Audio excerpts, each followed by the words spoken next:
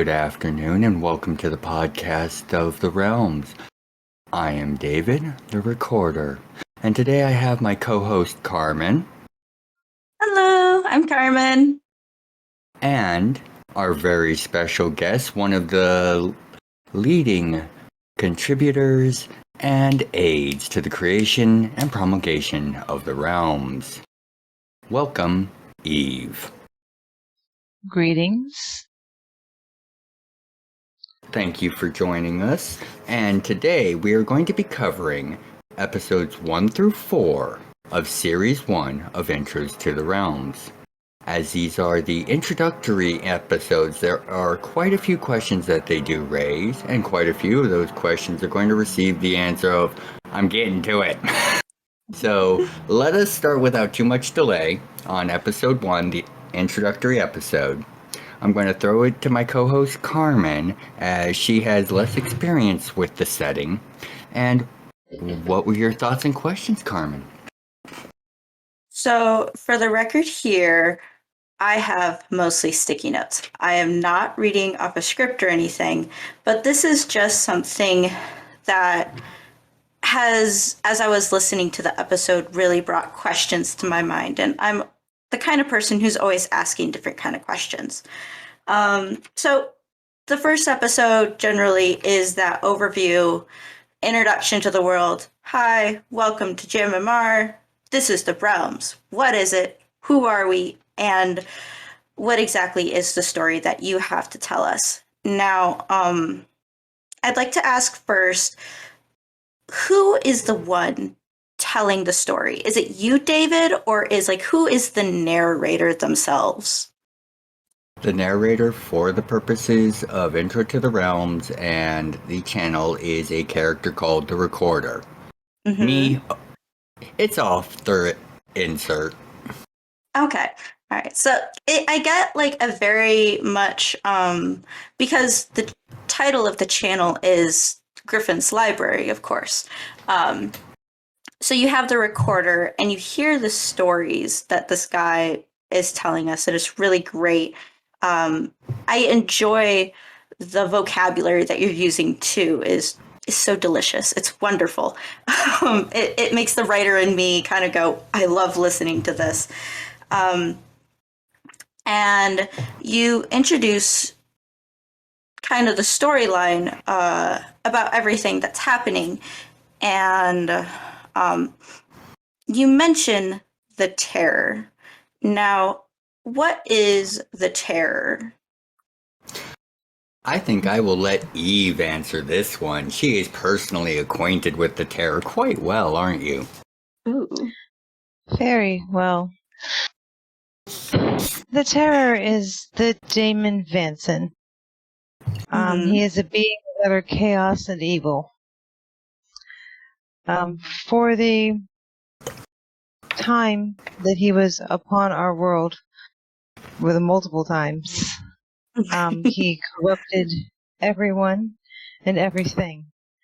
We have what are called the lost years. They were the years that he reigned. We don't know how long that was. We don't have histories to tell us what he took from us.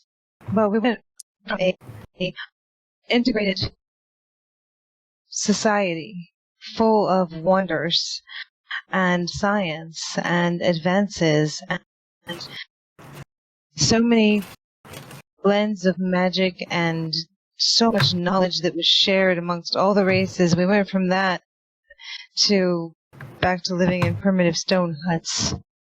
He took everything, and he tainted a continent with his chaos, so that it took many millennia to correct the shifting swamps of Fulguria.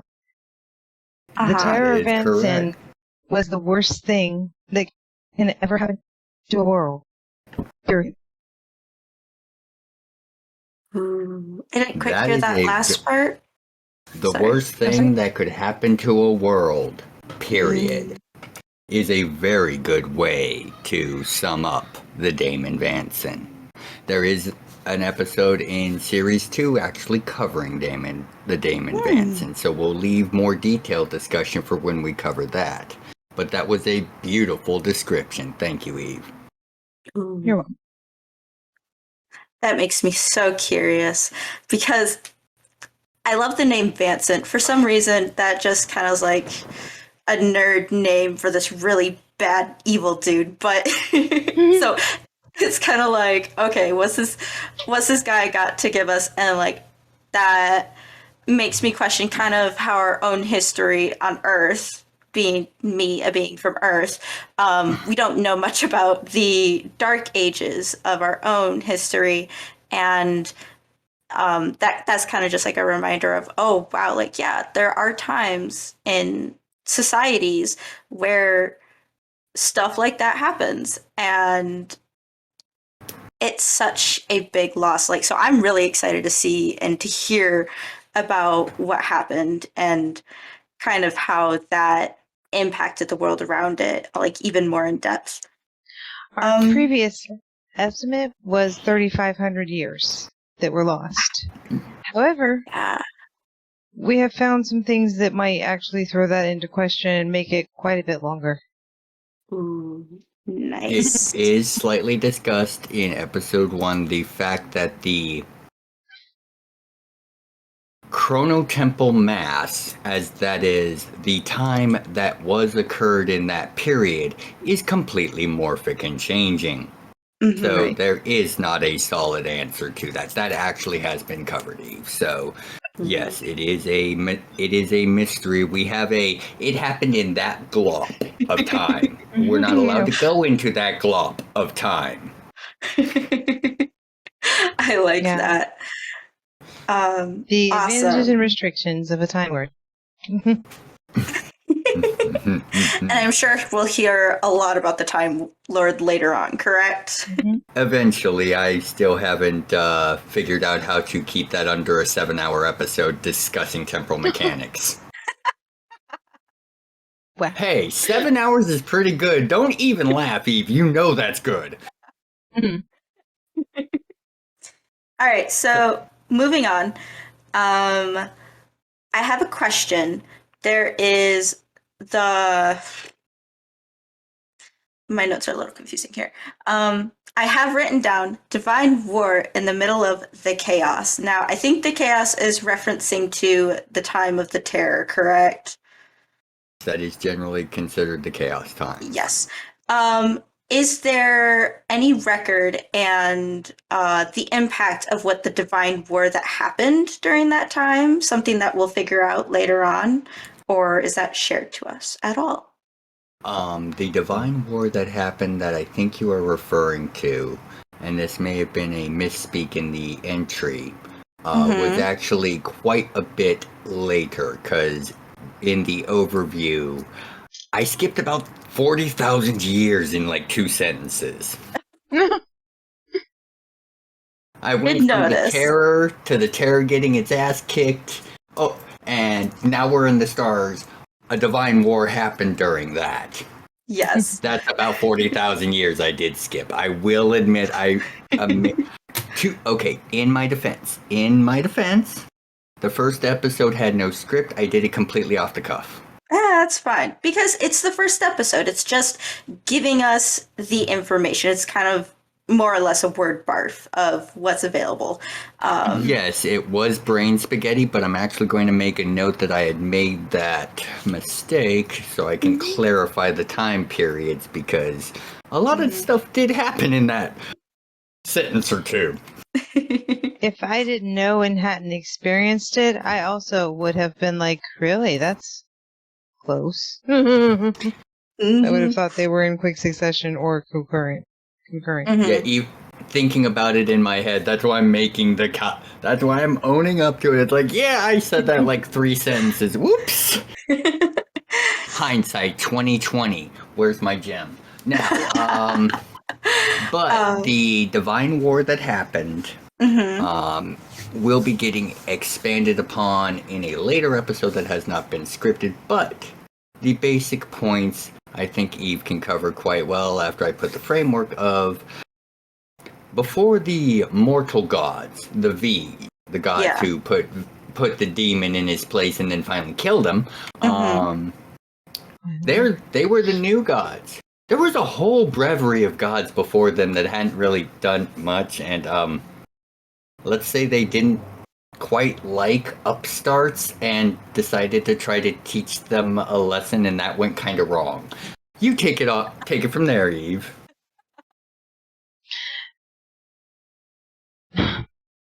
The gods that were there for us had done a very poor job in our vision. But we did not try to supplant them.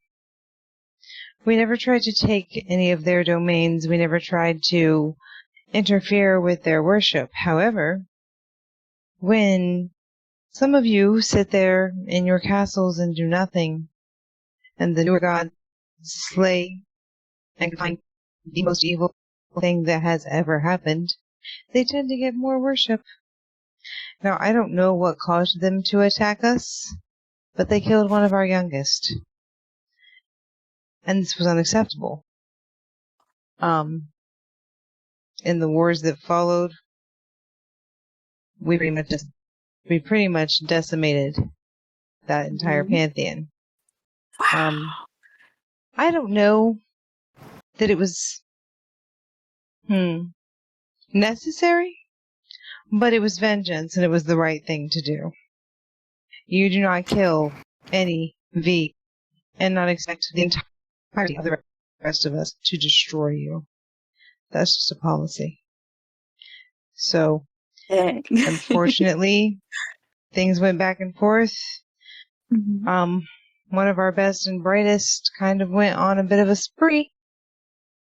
Ended in the death of almost all of them, save for 2. Wow. Yes, yeah, 2 are still alive, and trying to think. Well, 2 of the old non-elder gods. Yes, the gods of the elves, the forefather and foremother of the elves, still live. That makes me excited. I can't wait to hear more about that. Oh yeah. It was not So our finest moment. We don't always do good things, but we can thoroughly. That's fine. That works.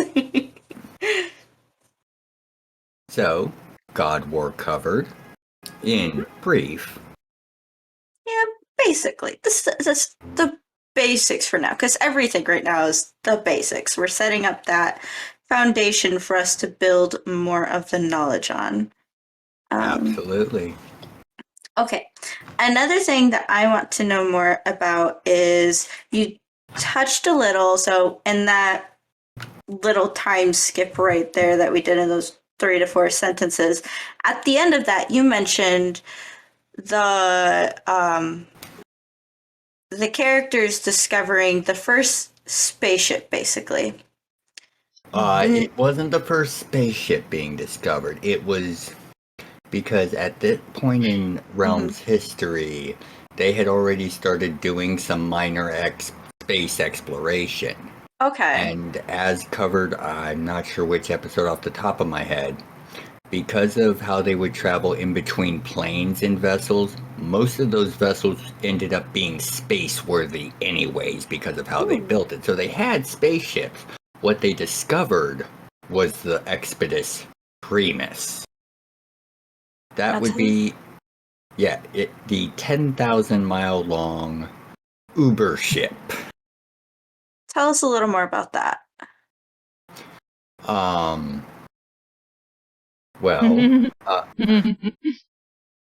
the Expeditus Primus originates from the times very, very early, before the Wars of Feather and Scale, before Vance and all of that, when the Elders, back in that magical time of beautiful technology and cooperation, they went, we want to go explore. We want to take a lot of shit with us. And I can make a bigger one than you can. This all combined to shorten a very long story down, into the Expeditus Primus, a combined effort between the two elder races, dragons and Analar, who both have their own Expeditus ship, but we'll get to those in that episode. And the efforts of the flame-forged humans, who had popped up with their own Expeditus ship somehow. I love that. They worked together and made the Expeditus Primus. They went to explore the stars. Then the Wars of Feather and Scale happened. And then Vanson got summoned. And then the Credelis system, the system where Jam'mR is, disappeared from reality. To the rest of the Credelis cluster, the Credelis system stopped to exist the second Vanson was summoned. It got sealed off. And they had to survive for a malleable amount of time. Do you Eve wanna- can relate the frustrations of going, hello, we're from Jam'mR. You left us 50,000 years ago. Next planet. Hello, we're from Jam'mR. Wait a second. It's been millions of years since this I am from Jam'mR here sign was planted. What? Yeah, it's really crazy. Species have evolved and changed in the time that we thought originally was about 3,500 years. And then we realized that it may have been misjudged, and we realized that there was no actual time that it was. That's how chaotic he was, that he changed time. Ooh, that's so cool. I love that. So, do you think that we would ever receive like I know that might be like really hard to do, but an actual timeline mapped out for the biggest events that happened for the realms?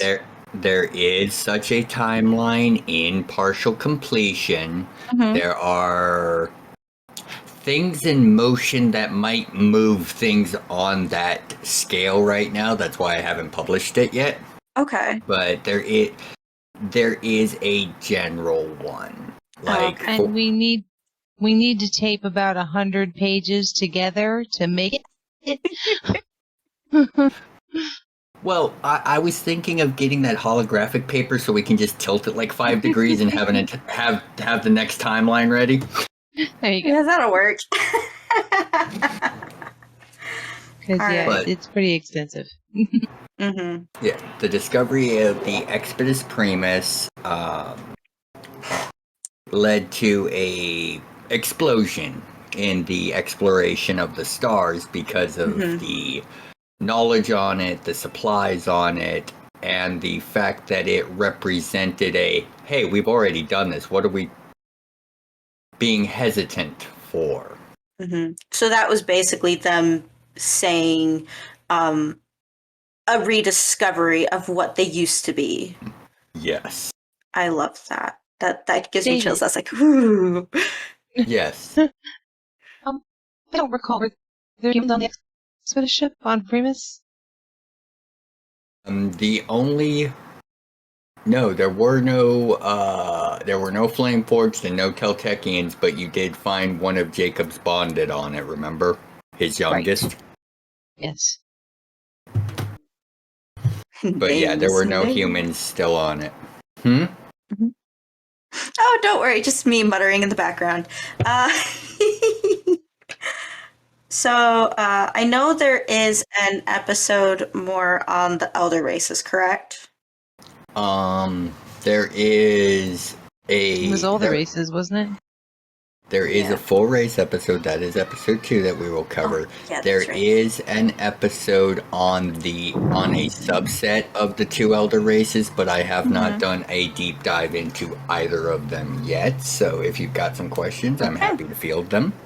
Not right now, but it's more like the separation, I guess, was the question. What are the elder races? What are considered, I guess, quote unquote, elder races, and what are just like not? What is the generational divide there?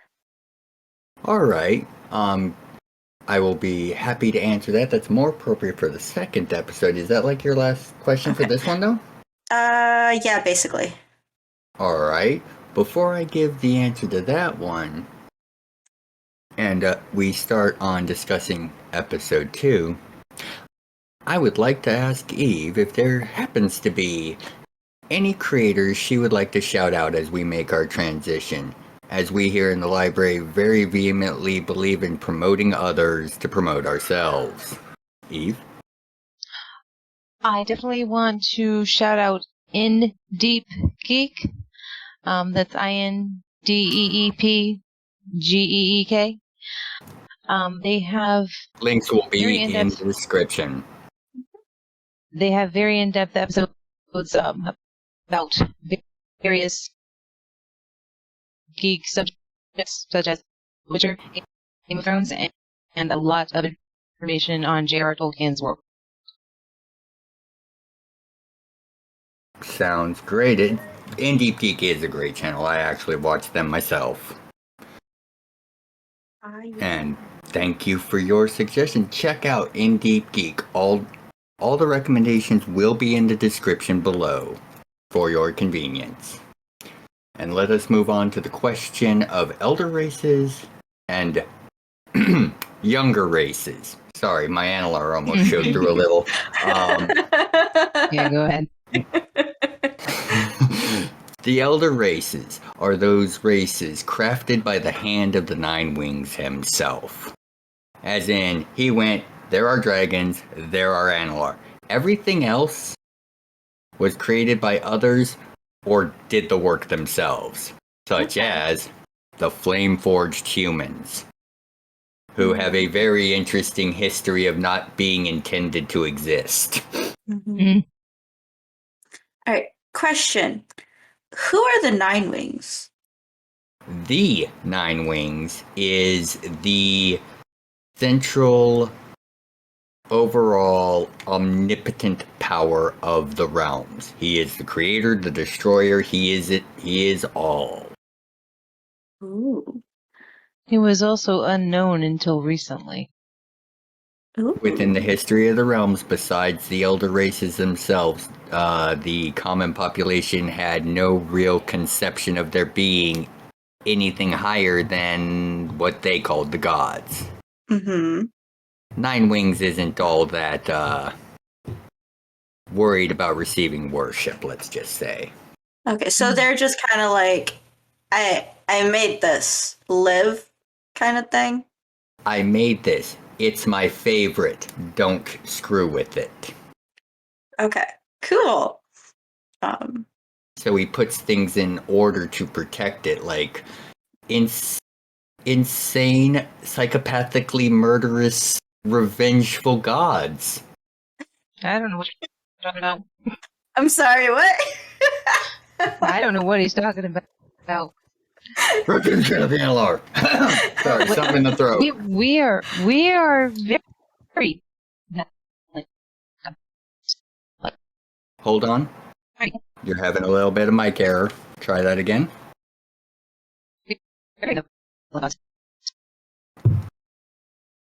Absolutely, I'm sure you are. No question. But yes, the Nine Wings is the central overall, mostly hands-off deity of the realms. Mm-hmm. Okay. And so he created the Analar and the dragons? Correct. Okay, so what's kind of like the level from there then in the races? Anything that's not an elder race is a younger race. Okay, but let's be honest. The best. You're biased. A little bit. I can name... Sorry. I'm not going to. No, go ahead, Carmen. Please stop me from going on to a rant against Eve about her racial supremacy. All right, then tell us more. Tell us more about that bias. Tell us more about the elves, because we do briefly touch on them, and I believe in the first season, we don't get too much information on them. So please tell us about the race of the elves. Okay. Quick origin. The elves consider themselves to be descended from the gods. The original gods. The ones that we It's like the took care first of. ones before you destroyed them. yeah, those ones. Hence, since the two elven gods still being alive, they were the parents of the first elf. And kind of went from there. Since we are descended from nature spirits and divine spirits, there are some elves that do consider themselves superior to other races, including even the elder races, but that has died out more as time has gone on and the world has become more globally integrated. It's an older bias at this point, one mostly held by people like Eve and her generation, which was several millennia ago. Now everything's more peaceful, kumbaya. The elves have a kingdom that stretches the breadth of the forest, that covers about the middle half of Batonia.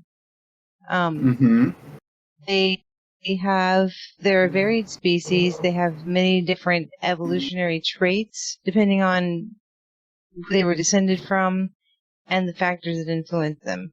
Everything from wild elves that call themselves tree elves to the more city-dwelling elves, which are the sun and moon elves, the sky elves, which build their homes more on the outside of the mountains, and so had literal sky castles. And then the star elves, which were prophecy elves, or they were, the elves that study the most in magic. So the sky elves were actually all killed by Vanson. He wiped them out. Because the matriarch of that house predicted his death. So she predicted that it would be one of her name, so he killed all sky elves. Only to find out later that house had a revitalization. That whole, I'm gonna kill everybody who's supposed to kill me, and oh no, I missed one. Yeah. No, didn't really miss one. But yes. So the elves. Why don't you share Eve's son's name just to close that little thread of prophecy? See, it's kind of weird. I married a man, myself being an elf, I married a man with the last name Skychild. And then we had a son, an elven son, named Damastus Skychild. A sky elf. Isn't that funny? So she was right. She was right. I love that. Funny thing about prosophy. So the sun elves ruled for millennia untold, and then the moon elves took over, and eventually each of the overall clans will have a turn. I can't remember exactly when, but in more recent years, we made contact with our brethren that were on the moon Gavain, and we also reached out to our darker cousins below the earth below the ground here on Jam'mar, and some reconciliations were made, but some still remain in the dark, and that is their choice. Oh, that's so cool. I love that. Our main city, Avlin, is one of the few cities that did not fall to Vanson during his reign. Oh. As long as one elf remains, our city will not fall. It is the center of art and culture for a great many people. We are actually famous for our rhetorical debation. Hold, repeat. We're known for our rhetorical debates that can go on for hours, if not days. And it is definitely a diverse but inclusive culture. Like I said, the bias is very old and really isn't something that the elves see anymore. Because of the line, Eve is considered one of the unofficial advisors of the court Ooh. forever. It's to call the ruler as tradition. And I think that's probably the best introduction. Do you have any specific questions? No, just that. Yeah, that pretty much covered them all. That was well done. Very well Thanks. done, Eve. So, elves done. Well, there is one little bit of history for the elves that does go understated, and I know you were trying to truncate, so I will actually expand this myself. In more recent times, they have actually just extracted themselves from the end of a multi-millennial war. One that had been kept low power and on the back burner. They were just fighting off a mountain of necromancers and had been for millennia. It just ended. I don't like talking about that. Understandable, Eve. But with the end of that war, the elven people have an amazing amount of resources that have been able to go into the stellar expansion since they don't have to be on a war economy anymore. Which has made things very, very good for them. Because elves love to adventure. Aw, that's cool. I love that. Alright, so since we pretty much covered the elves, let's move on to another another species basically, that also doesn't get too much attention right now is also the dwarves. Now I'm more curious about where a lot of the elvish and dwarven inspiration came from. Like outside of, we have the realms, we have it existing as its own entity, but looking at it from the outside, David and Eve, like where did that inspiration come from?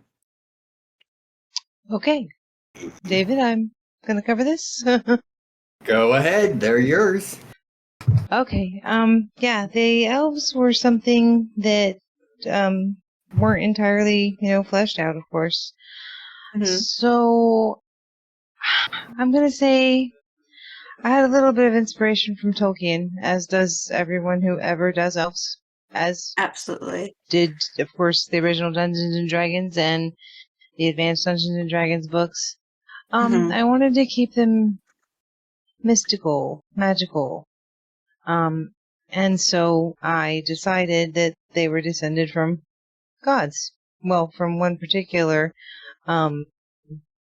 demigod and several nature spirits, dryads, nymphs, that sort of thing. And so there was a little bit of Forgotten Realms in there. There was a little bit of Tolkien. There's, of course, just standard Advanced Dungeons and Dragons. And then there was just, I thought of the best story with the most reason for people to be jilted and angry and for things to happen to turn what should have been a god into just a demigod. Because he was taken from his parents and his divinity was mostly leached away due to an angry god.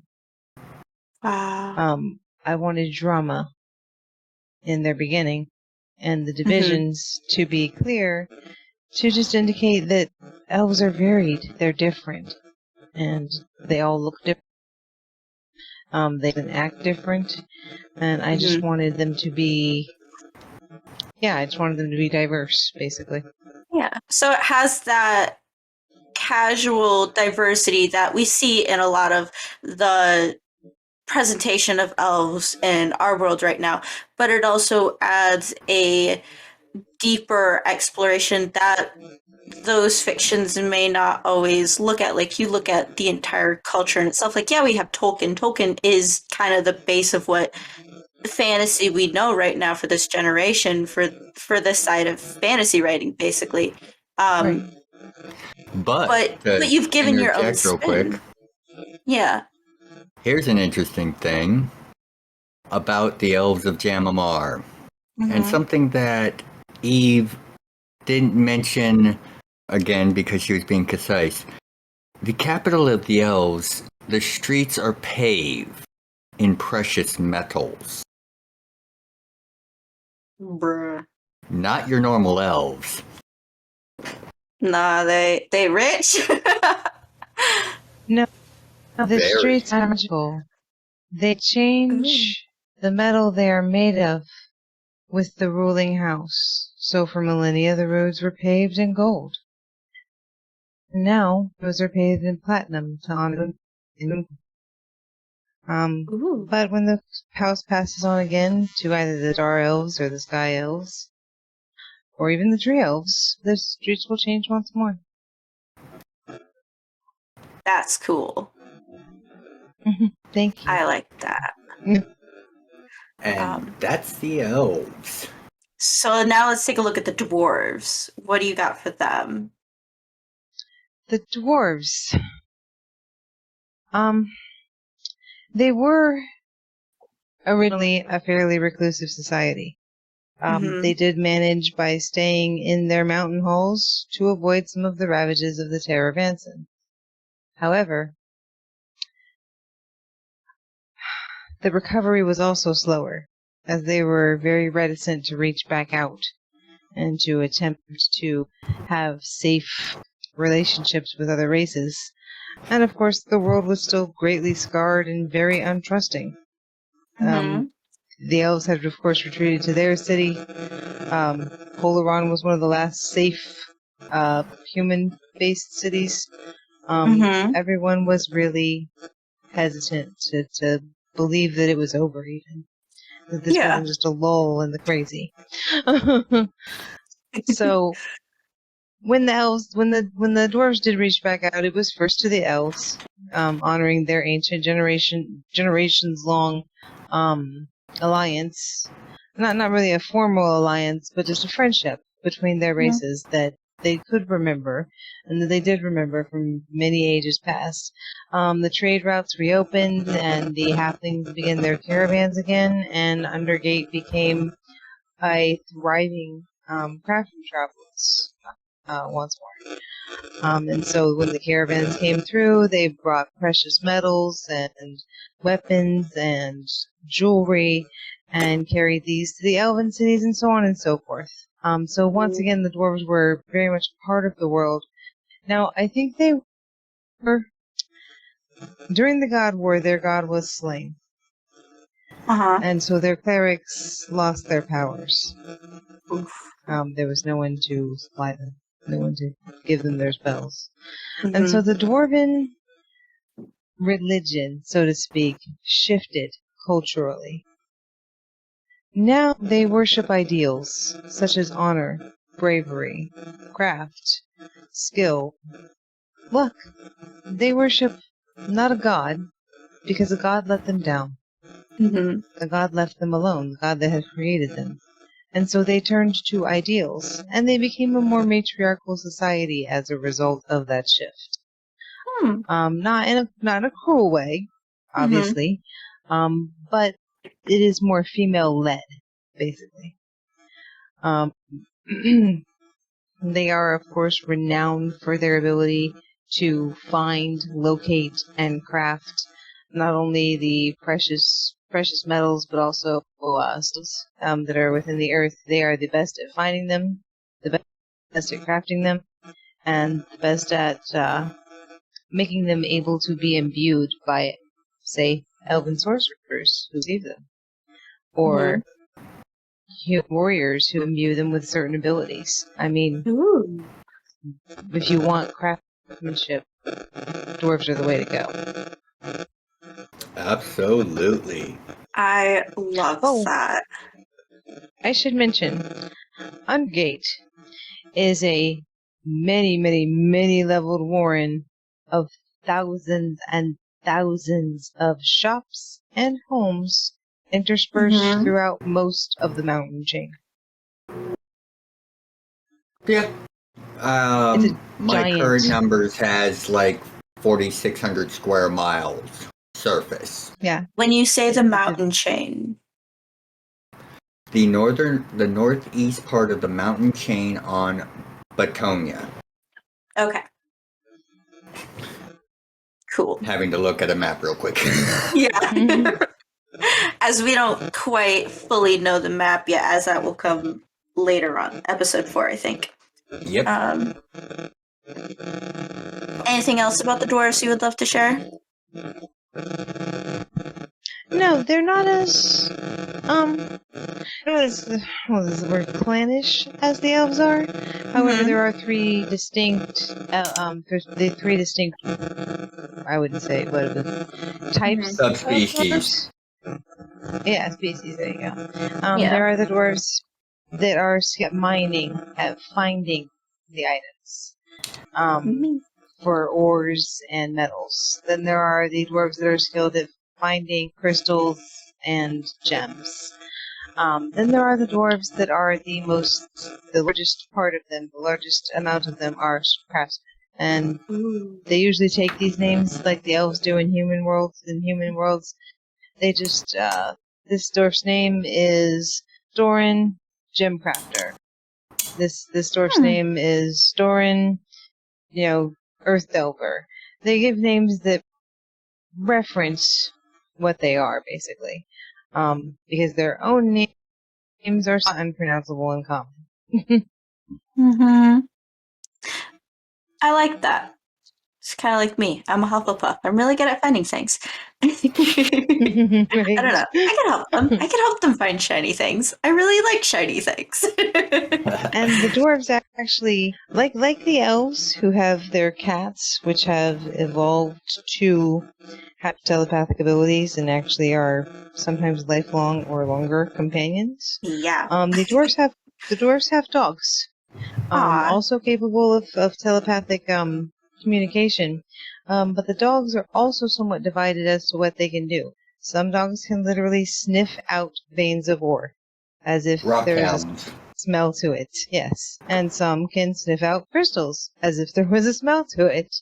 And some assist their masters in their crafts, inspirations, ideas, someone to talk your ideas through with, so to speak. Yeah. Awesome. I love that. I love that so much. That makes me excited to hear more about them. I can't wait to because we have further on in the series. Have you, David? Have you talked about any dwarves yet? I can't remember off the top of my head.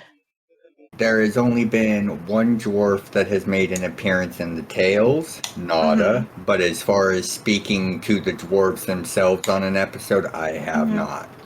Yeah. They are in the pipeline. Awesome. So we will definitely get to hear more information about both of those, and I look so forward to it and seeing, just how they play in the story itself, because the stories are awesome. Looking at a couple of other species I was a little curious about. You touched on different enlightened races in episode 2, how there are other species who have their own gods. Now, I'm talking about the kobolds and the rodkin, which are like the ratkin, I suppose. Yes.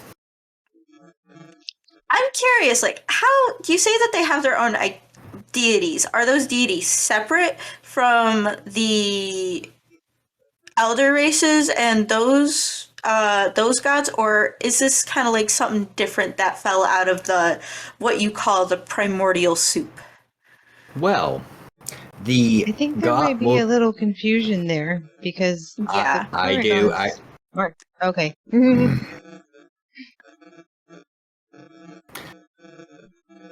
This will be two different answers, as both races, their gods have a different way of being to the position of godhood. Okay. The god of the kobolds, Meekin, was originally a cleric to one of the V's. And then he whooped on Vanson's ass and got godhood. Okay.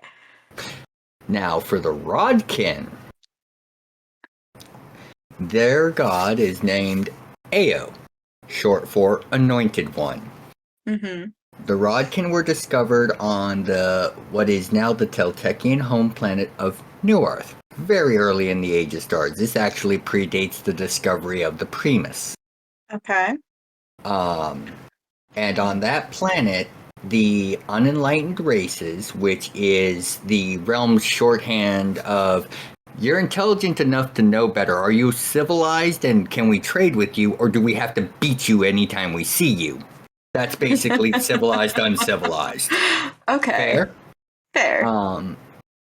But the races on that planet had been basically conquered and had been ruled for quite some time by the Antane, bad guys. They are covered else later in the series.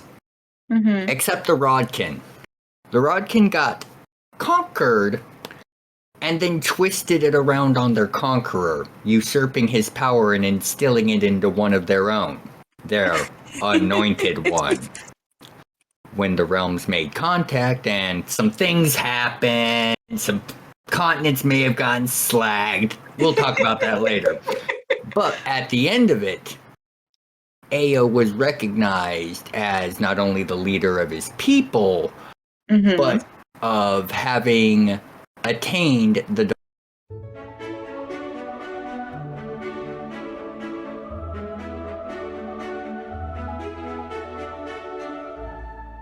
And you said you wanted to add something in on the dwarves and savage races and their contact?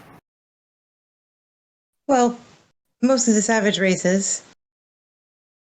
I think that the main reason that their gods came into existence more recently was because of the Enlightenment. Nobody really bothers to ask marauding orcs what their philosophical or religious beliefs are. You're trying to kill them and stop them from killing your people. So we didn't really know what their thoughts were before. Mm-hmm. Yeah, so if the species was never really civilized in the first place, that step wasn't really explored. Correct. Yeah. Fair enough. I mean, yeah. Did you really ask the person that's attacking you, hey, who do you believe in? Exactly. We'd like to talk to you about Plato's, suppositions. Have a seat. Right. Give an elf a reason to get into a debate. You people have rap battles with each other for fun. Hey, flighting is an ancient and time-honored skill. All right, Yes, so yes. moving on to the mortal mages. There's a couple other things that I'd like to go on to, but the mortal mages really made what? me curious. You called them the I can't read what I wrote. Manari, I think. Manari. Mannery. Okay, that's an N. Yes, the Mannery, and you say that they're basically mortal mages, and my question here is, what makes somebody a mage? What makes somebody a scientist? Oh, What are okay. the differences between the two? First off, I believe there is a bit of confusion there. Mm-hmm. Mannery were created by the experiments of mortal magic.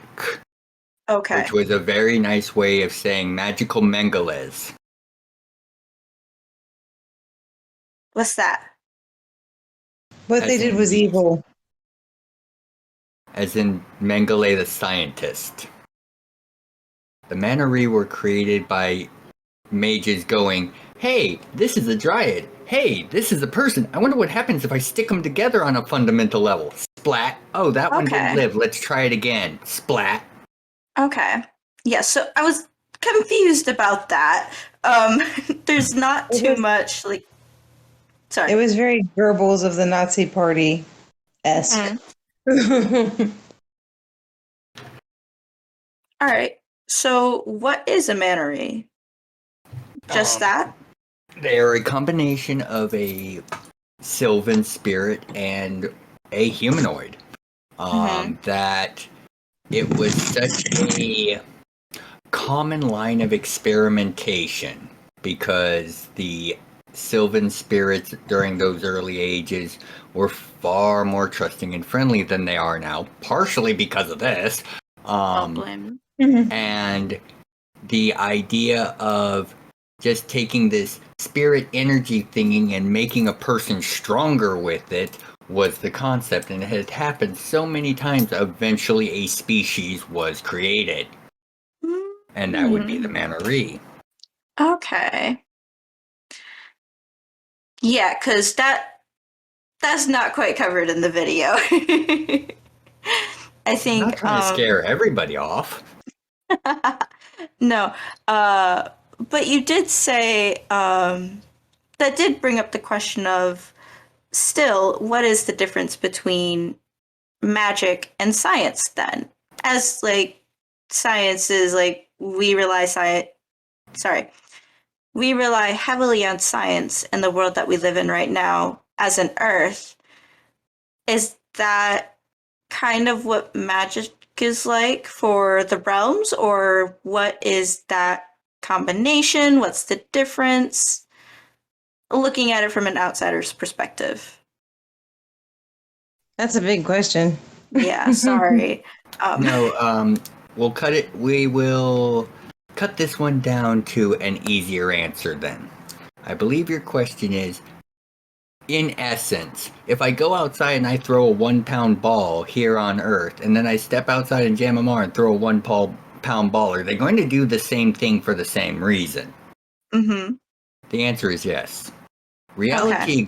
Baseline reality of the realms and technology that can work purely on those principles without metaphysic or Christ energy is typically called phys-tech or phys science within the realms, and is Okay. very existent but not very developed until more recent eras because of simplicity.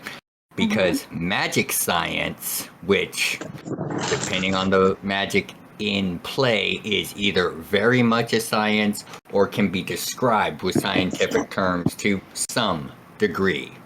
But within the realms, they are very much considered one in the same as overarching topics. Like if you went to college for science, you would be taking some magic courses. Okay. Cool. I like that. Okay. Anything to add on that, Eve?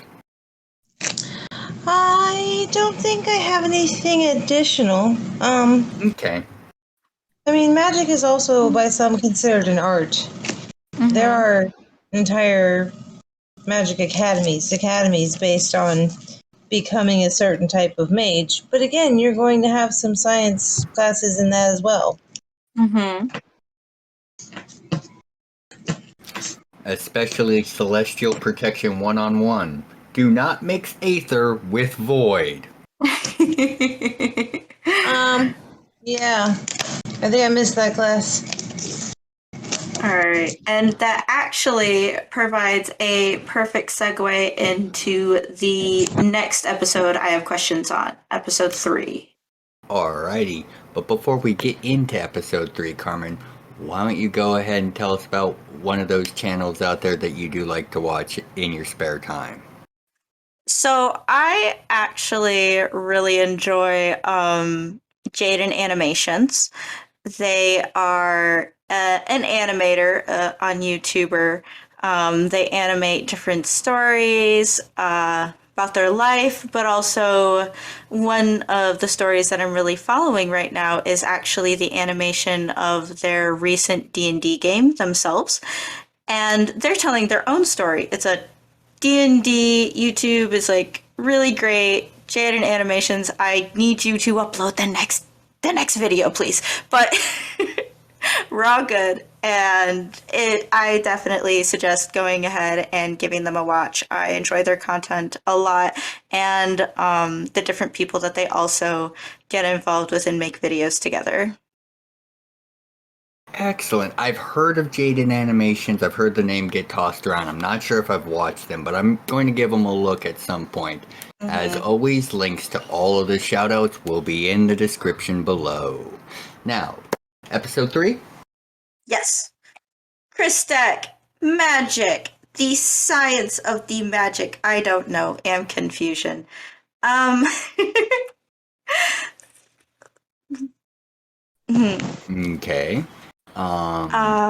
Going to hold need on. something a little more specific. Yes. I'm finding the words. Got it. So, episode 3 is the explanation of the celestial energies currently within the realms, correct?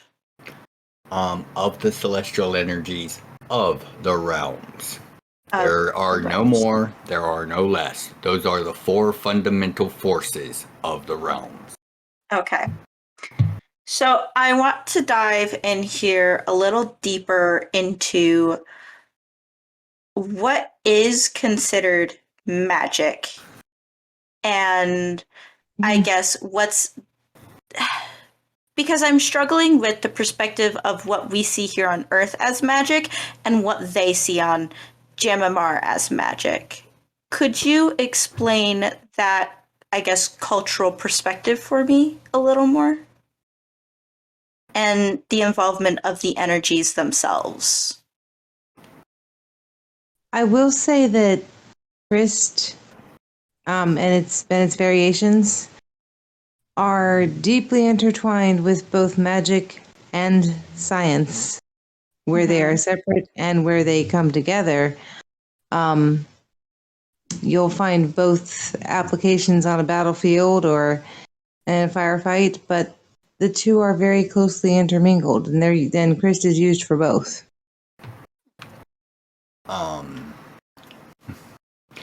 Where is the line between magic and science within the realms? As far as a hard-coded definition, it would be a delineation line that could be, if something works in a null meta area, meaning no metaphysical energies, no godly energies, no magic, then it's probably just raw physics and tech. By definition alone. Okay. However, they are both so used interchangeably that for a grand amount of the realm, there is very little distinction between everyday magics. Like, I'm going to lock my door with a spell or a key. Those are both as equally seen. Okay. And looked at quite the same because, for example, on one of the Expedit ships, the door could be easily locked by a spell or by that little keypad thingy next to the door that if you punch it in the right order, it'll open the door. Now here's the messed up thing. The little keypad could be the magic, and it could be a voice-activated door opener. It depends on who was building what that day. Okay. And my wand of fireball that shoots out fiery missiles is just as effective as your pistol that shoots out fiery blasts. Okay. So entering into the realms, it's partially mystical, but it's also mostly logical. The understanding of the magic and how the energies interact with this world, how the energies impact the world itself, and the creation of the technology and the different events that happen. It's not a separate thing that's like completely otherworldly, but is just as natural as turning on a light switch for us, right? Correct. A good example would be to relate it to the planet Earth. Um, mud is more accurate. But getting onto important subjects, it would be like someone on Earth being amazed because it is the first time they have seen a Indian snake charmer ply his trade with the rope trick. Mm-hmm. That is purely a scientific and technical trick, but it looks all sorts of magical. Mm-hmm. Mhm. So that kind of mysticism, yes, it is understood that that is a trick, but it's also magic. And the same applies to a lot of places within the realms. Unless Okay. you are a learned master of a magical subject, you probably don't know the details of what are going on in the background. Although Okay. almost everyone knows, hey, yeah, you probably shouldn't mix aether and void. So let's look a little more about that. At that Aether, Void, Christ, and Temporis. Temporsis. Temporsis. Yep. Temporsis. Time. The different Mhm. energies per se. You are so adamant about Aether and Void never ever mixing because they're complete opposites, correct? They are polar opposites, and I am adamant about them not mixing unprepared because the realms are many things. There are many rules, and as many rules as there are people who will find a way around them. That being said, in general, Hello. hello around them. The Aether and Void are basically, to put it into a real life example, are matter and antimatter. Mm-hmm. They will annihilate each other, and they will do it very explosively. Mm. As Has one is the power of the mhm. end, entropy, and the other is the power of the beginning, creation. Hmm. So, boom. Has anyone in the realms ever done has anyone combined them successfully? If I may. If I let you, yes. But yes, you may, Eve. um, there is a mortal arcanist, which is a type of magic caster, who managed to find a way to safely, effectively, and magnificently combine all four elements.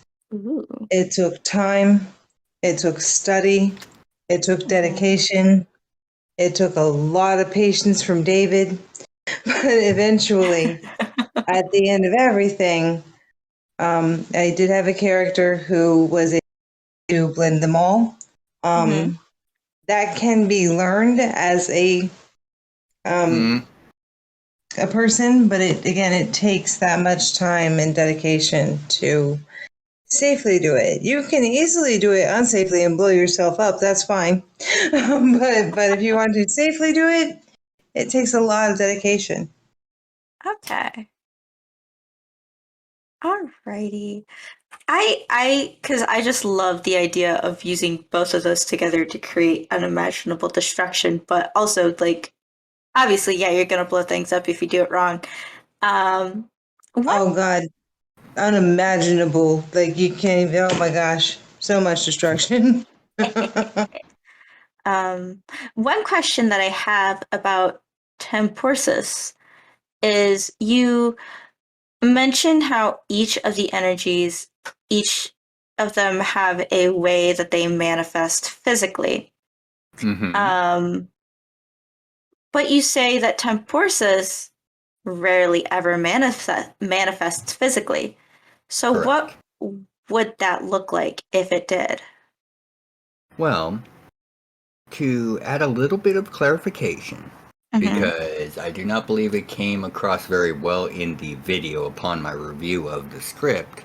There are two forms of physical manifestation for each of these energies. One is in the crystalline gem form that is gone over in the episode of the varying sizes. Crys is the general name of it, and it will be named after the energy it has within it, whether it's regular crystal or chronocryst or aether crystal or void crystal. Now, each of the three non-crystal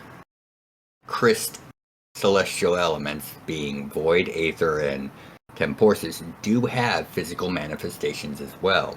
The manifestation of temporsis is the rarest because of how it is created, which is something that will be gone into in a upcoming episode. But for a little bit of a preview, they're created by paradoxes. They are how the realm's timeline deals with all the time jumping. And thus why they have such ability to affect time. Okay. And where it manifests is not on the realms itself, but in the plane of temporsis, which is extraordinarily difficult to get to, thus its rarity. Oh, so it doesn't manifest, and so it doesn't manifest in like the physical Christ world, but on the temporsis level, kind of like you have your physical, your spiritual realm, and then you have like the time realm kind of thing. Yes, the plane of temporsis is a separate plane of existence, cotangent with baseline reality. And it is extraordinarily hard to actually get to it, but it is what is responsible for the flow of time in the realms and the management thereof. And is that where our recorder lives? No, the recorder lives in a library. Library's on an island. Where's that island? Well, if you check out episode 36 of series 1, you might get a hint. Come on. All right, so episode 36 in series 1's, y'all. Go there if you want to hear more about the librarian and his little island. Let's see, what else do I have? So when we talk about the Christ energy forming and you go over like how it's created in the body, you touch a bit on how depending on what energy is inside the body will depend on what kind it is. What impacts that creation, I guess, if that makes sense? Are you asking what impacts the type of celestial energy expressed? Yes. It's an esoteric thing, but it would be more easily understood of looking at the creature in question, pulling the camera back and going, does it fit in existence, creation, or entropy?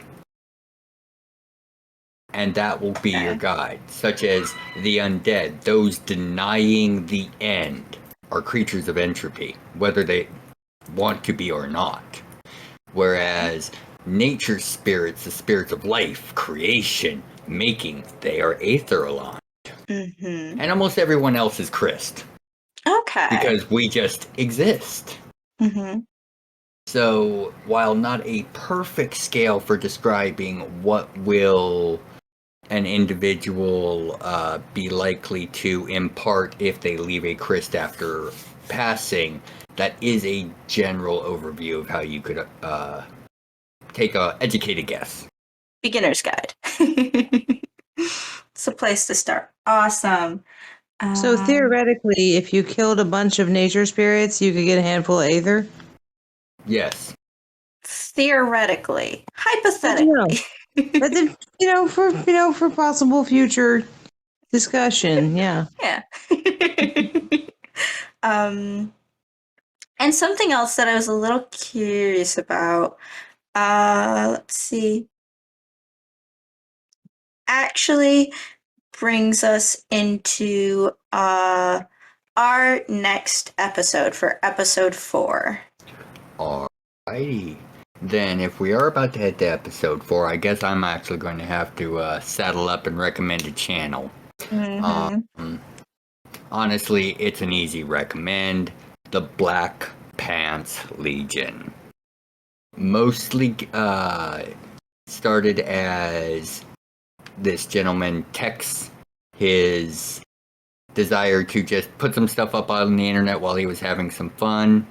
It is the home of Tex Talks Battletech. If you have an interest in sci-fi, it's excellent. It goes very well into a universe of lore that I am very passionate about, the Battletech universe. It was one of my first settings as a young, doe-eyed child. But the Black Pants Legion, Tex Talks Battletech, some of the best wholesome content on the internet as far as I'm concerned. I don't think I've heard of them, but I will definitely give them a look. As a note, David was never a child. Don't let him lie to you. Never. I have a photo proving otherwise. That's photoshopped. Photoshop didn't exist back then. Heck, the Fake internet news. didn't exist back then. Fake news. Fake news.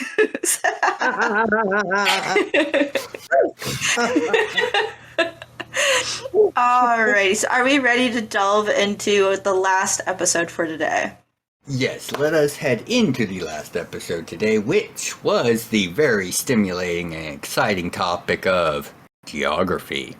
Yeah. Kind of what my question is. So, episode 4 overall looks at Jam'mar itself as the Earth. You call it a she because that's just what you do to planets. Like, we have Mother Earth. Of course, Jam'mar will be a she. Because, Earth, females, why not? I don't know. But Pretty well accurate to the intent. Yeah, very well. I want to look at Jam'mar itself. We talk about how different species, kind of going back to episode 2 a bit, what species, what religions originated on Jam'mar? What kind of is the cultural temperature? No, aspect of like what Jam'mar is itself. And I know that it's separated by continentally, just like our own Earth. But I want looking at, I guess, the perspective that I'm thinking from is the difference of the Christ creation in accordance to Jam'mar's different locations. Does that make sense? That's an interesting way of looking at it. However, in general, the creation of Christ in its various types, because it is on those esoteric things, you would have more Aether Christ near the Elven empires in the early days. Like, it really depends on the time period we're speaking, but it would be more or less even across most of the planet, with obvious exceptions for the time. For example, during the time that the swamps of Fulgeria shifted, there would have been a lot easier chance to get yourself Void Crysts, because undead were very common in those swamps. Okay, so it was like not so much culturally present, but more so what was affecting each place. Nature. Yeah, the nature of each place, because the knowledge of the elements and the technology to use them, the realms came preloaded with most of it. Yeah. Like, when Dawnstar led the elves, it wasn't like, here's what fire is. No, here's what a staff of power is. You already know how to make rings of invisibility and stuff by now. The people of Jam'mar, for the most part, once they were accepted as a proper race, Mm-hmm. generally hit the same technology level as the rest of their peers on a historical scale instantly. Ooh. Like when the elves were accepted in, the elder races were like, oh, okay, were there questions you wanted? Oh, here's the answers.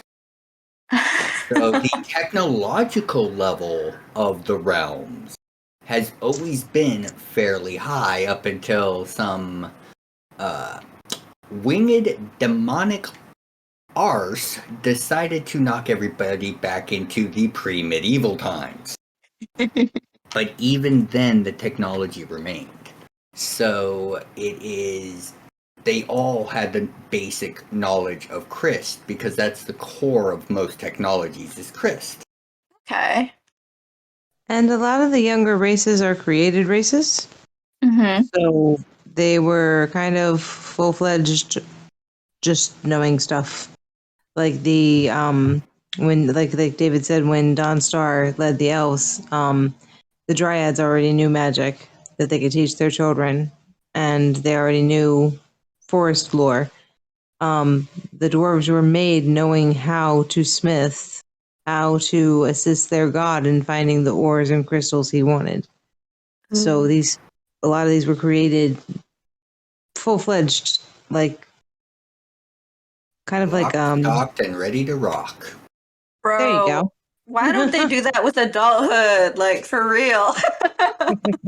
Well, we can answer this question using the realms as an answer, because there is one major standout from that standard from what are considered your standard races. Oh, Mhm. And that would be the flame forged humans. Like I said, they were an accident. They didn't have a god to hand them everything. They did initially start developing their own cultures and technology. So That's what true. happened there?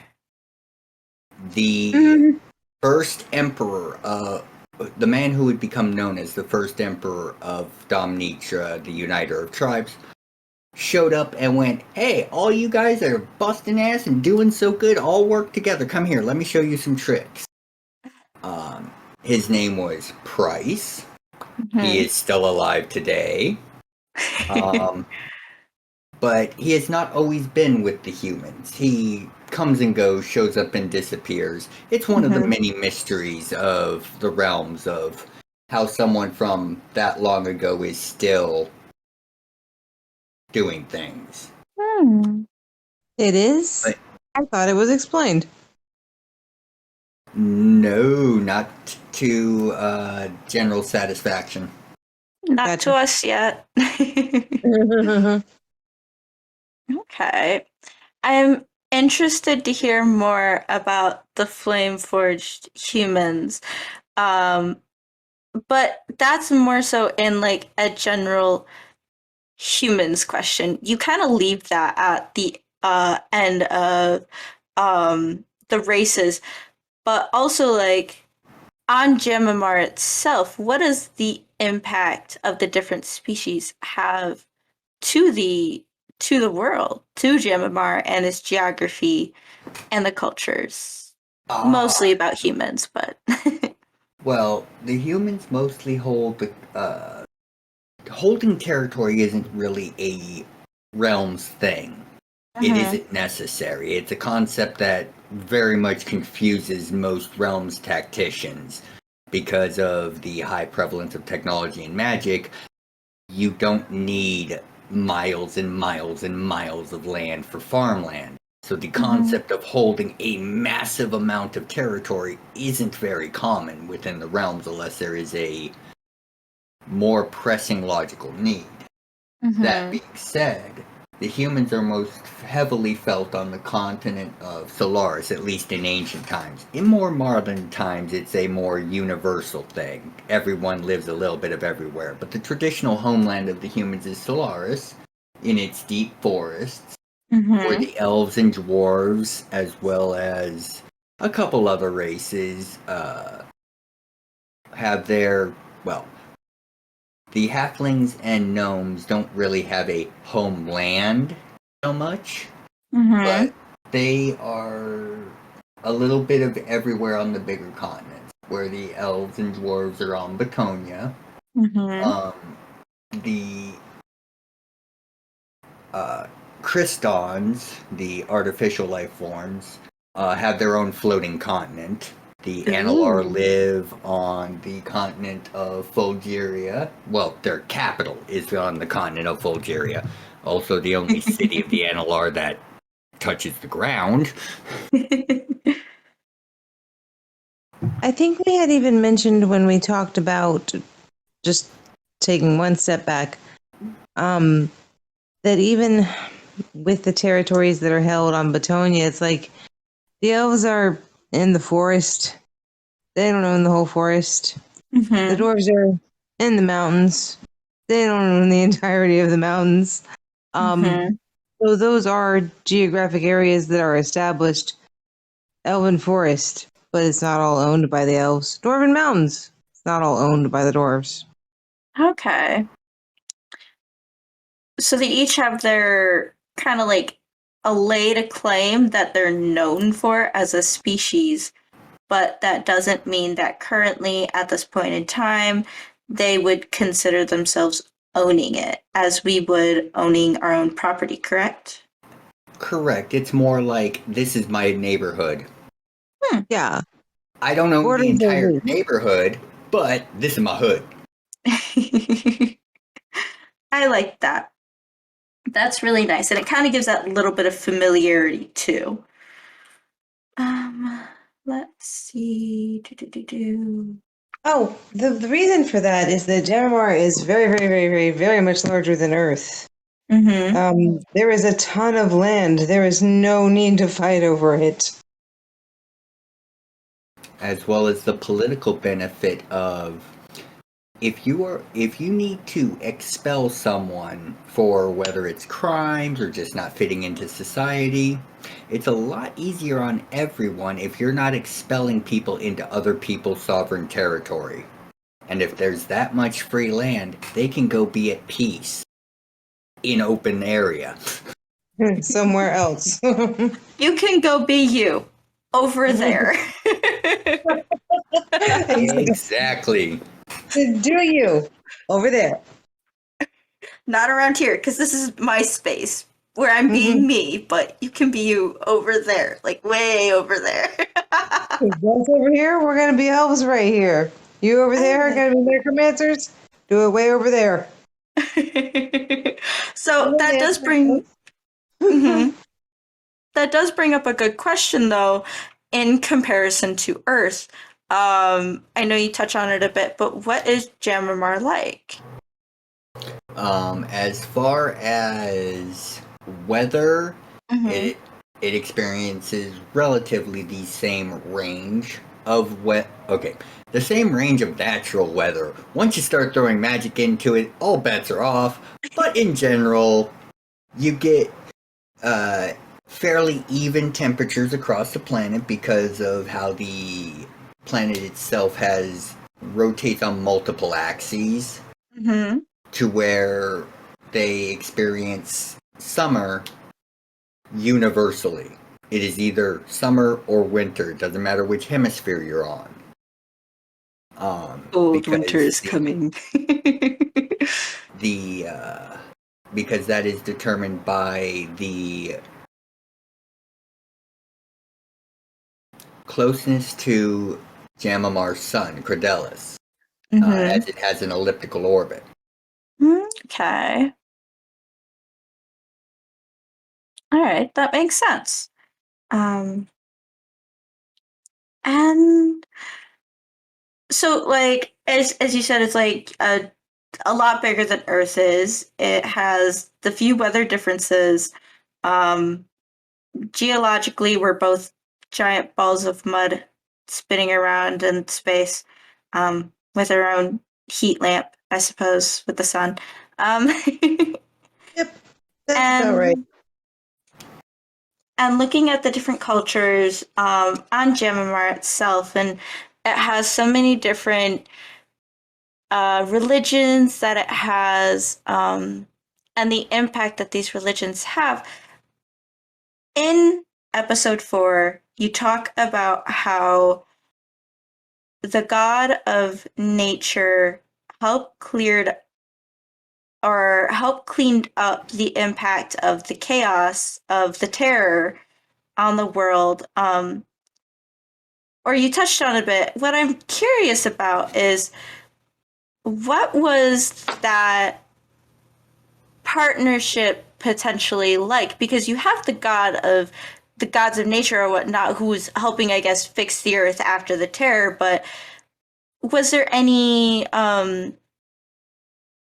mention of how they worked with those who actually lived in the area of what they were clearing up? Could you tell me more about that?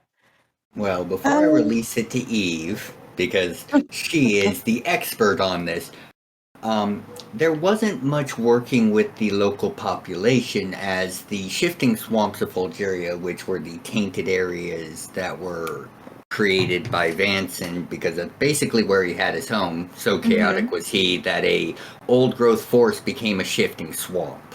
Okay. And everything in it was evil. So there was no working with the local population after they exterminated it and then started fixing the land. Okay.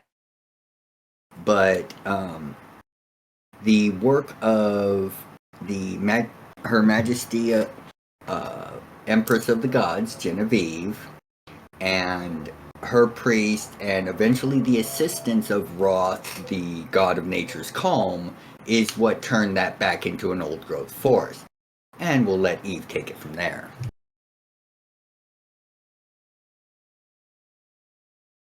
After we locked him away, Eve was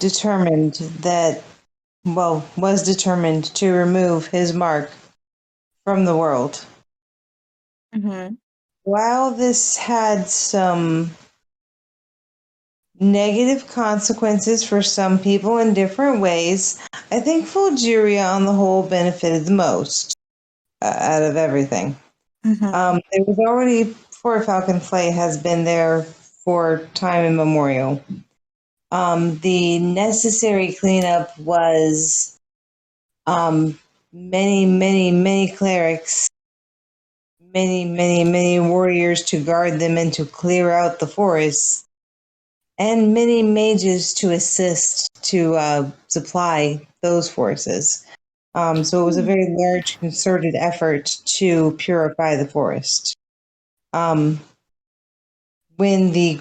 Roth's Grove was established there, the innate goodness of that place radiated outward, and we had been working inward to the point where eventually we eradicated the chaos taint and the evil taint in the area. Hmm. And then I don't recall the name, but David will. But in Analar, founded a new capital city called Callian on the island. Callian. Elbly. Callian. Oh yes, Elbly. Right.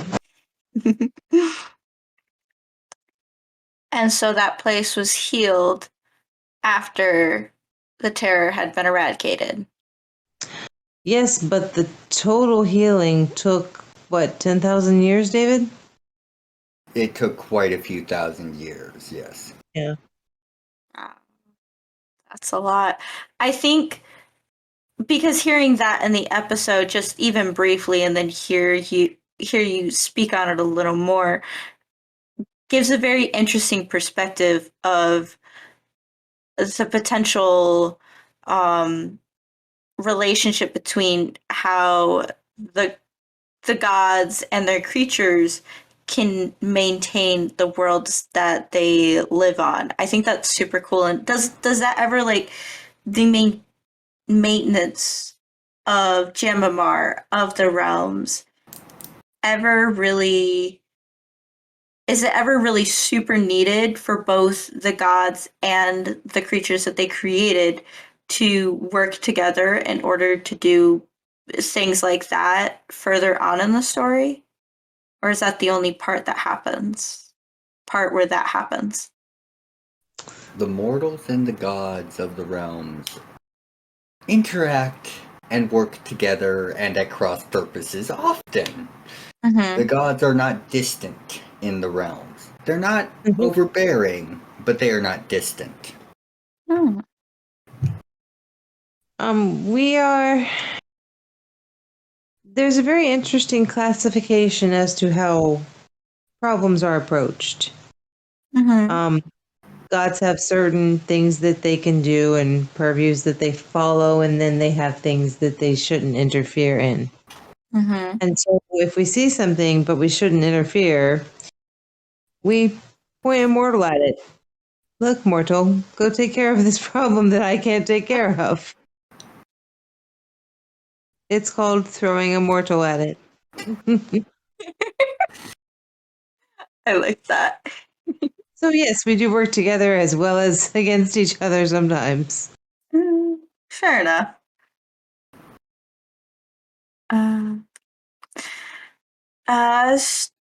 That's all my questions. Most of my questions. That's all of them for now. Alrighty. Awesome. Anything you wanted to toss in before I start wrapping things up here, Eve? No, this is exciting. I'm glad to have someone new asking us questions about things that have been for so long in our head and in our specific group of people. It's really awesome to have a fresh perspective. It is. And I do thank you for making time out of your day to help record this. We've had just so the listeners know, we've had a few technical difficulties. I'm going to do my best to mitigate them as much as possible. But I do want to thank you for making the time today to visit with us, share your shout-outs and perspectives on the realms. Now, go ahead. Absolutely. I was glad to be here. For the listeners as well, normally this is where we would take questions and from you, the audience. If you have any questions on the subjects covered in this or for anything else, just leave them in the comments and we will adjust them at the end of the show in 2 weeks. I want to thank my co-host Carmen. Yay! And again, thanking my guest Eve for her time sharing with us. I hope to be able to invite you back on soonish. Great. I'm looking forward to it. Alrighty. And from the bottom of my heart, to all of you out there listening, thank you for your time and your attention. Until you come back to the library for either an entry or a podcast, by the 9 and 4, be good to yourselves, take care of yourselves and each other, and have a great day.